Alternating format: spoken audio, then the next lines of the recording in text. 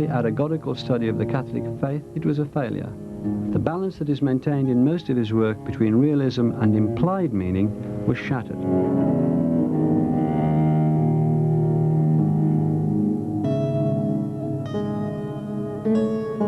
At about this time, 1672, the equilibrium of the Netherlands itself was broken. Throughout their history, the Dutch have been pioneering seamen and tough adversaries in war.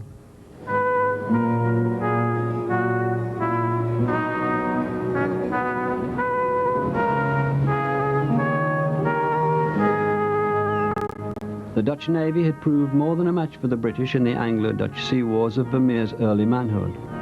But now King Charles of England made a surprise alliance with Louis XIV of France. While the British patrolled the seas, a crack French army, 150,000 strong, invaded from the south, spreading death and destruction through the Netherlands. It seemed Amsterdam itself would fall.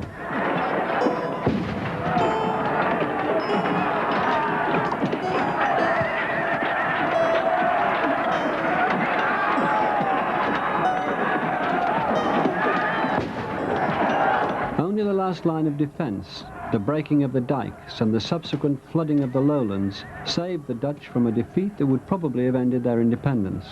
As it was, the country was financially ruined. The market for luxuries, such as paintings, collapsed.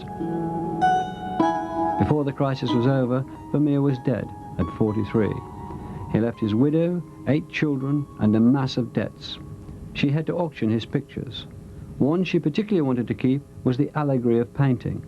It went too, and Vermeer was forgotten by the outside world for 200 years.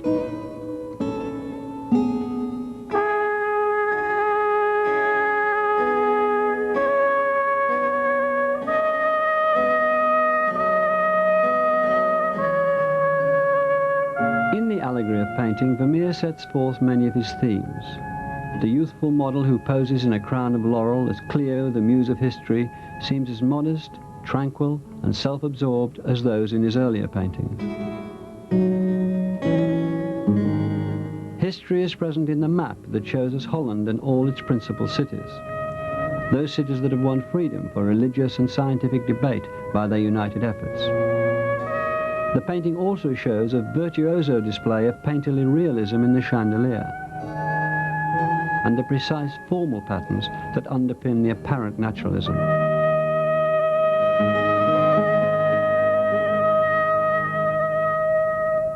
Yet, to the end of his career, Vermeer could still produce something to surprise us.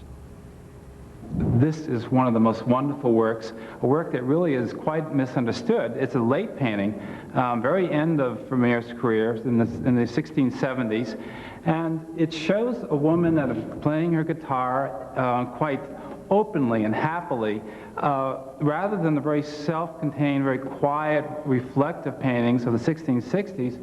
Here she's kind of burst out of the painting. She's suddenly put off to the side, and you as a viewer confront her immediately. One of the most wonderful things about this painting is the way he gives us a sense of joy and happiness, but mostly with the strings that you see very loosely painted, as though the strings are actually vibrating as she's strumming away. It's a sense of momentary quality and lifelikeness that makes this painting so incredibly different and so appealing. What you suddenly discover is paint seen as paint. And he is very bold in his accents of paint on the wonderful angular folds of the skirt, or particularly here in the music hall in the middle of this instrument. It's an extraordinary abstract form as he sort of suggests the glitter of the gold as the light reflects off it. It is this kind of abstraction of form tied into the character of the image that makes this painting so wonderful.